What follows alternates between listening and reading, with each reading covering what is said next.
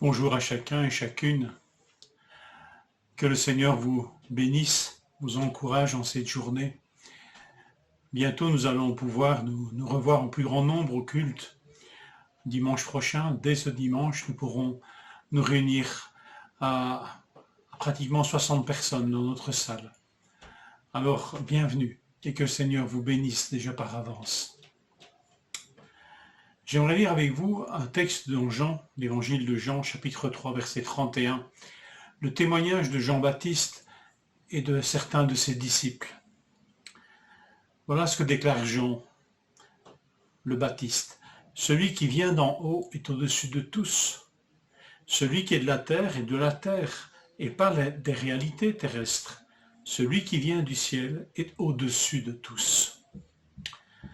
Jean témoigne devant ses disciples que Jésus est le Messie et que c'est lui désormais qu'il faut suivre et non plus lui, Jean le Baptiste.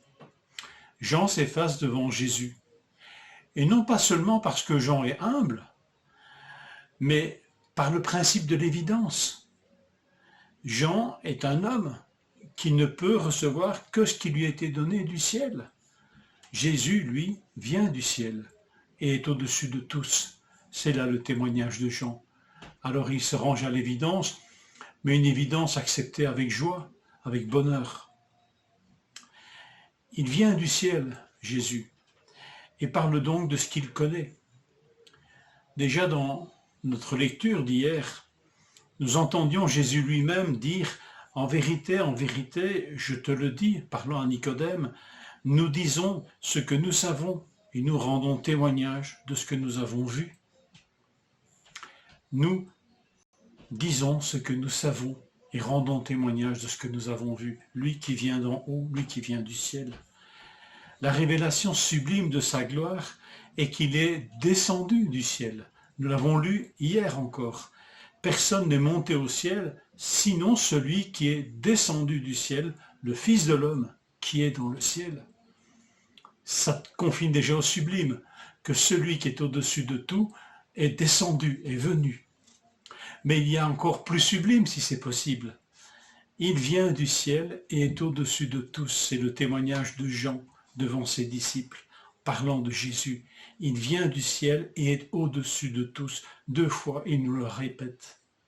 Celui qui vient d'en haut, non seulement il peut parler des réalités d'en haut, des réalités célestes, mais en plus, il fait naître d'en haut. Nous l'avons lu hier encore à nouveau, quand Jésus a parlé à Nicodème. Jésus lui répondit « Vraiment, je te l'assure, à moins de renaître d'en haut, personne ne peut voir le royaume de Dieu. » Je sais que dans beaucoup de nos traductions, ce verset est traduit « à moins de naître de nouveau ».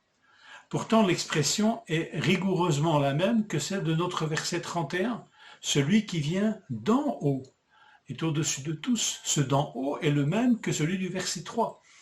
Alors je ne sais pas par quel mystère, la majorité de nos traductions rendent ce verset par « naître de nouveau ». Ce n'est pas une hérésie, hein, mais alors que le mot il dit d'en haut, d'être d'en haut, naître de Dieu. Et je trouve ça tellement beau et sublime que celui qui vient d'en haut, qui est venu sur terre, celui-là nous fait naître d'en haut. Et remarquez que tout cela se passe où? Sur terre. Ceux qui naissent d'en haut vivent sur terre, parce que celui qui est d'en haut est venu sur terre.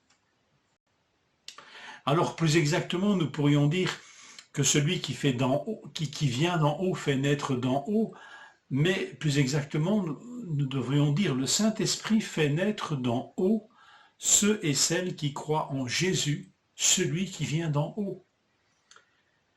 Et je le répète, tout ça se passe grâce infinie sur cette terre. Le ciel et la terre se sont rejoints en Jésus-Christ. Glorieuse vérité. Le verset 34 de ce que nous lisons ce matin nous met en présence de la Trinité glorieuse. En effet, celui que Dieu a envoyé, le Fils, dit les paroles de Dieu, parce que Dieu lui donne l'Esprit sans mesure. Le Père aime le Fils et a remis toutes choses entre ses mains. Croire au Fils, envoyé d'en haut par le Père, c'est recevoir la vie éternelle, c'est pouvoir naître d'en haut. Est-ce que nous nous rendons compte de cette merveilleuse visite avec ses conséquences pour nous très concrètes?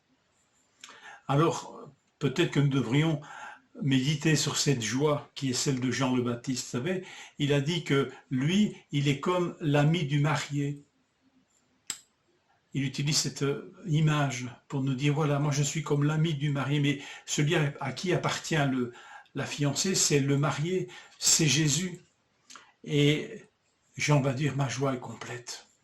Ma joie est complète rien que d'entendre sa voix. Alors que recevons cette joie de connaître celui qui vient d'en haut.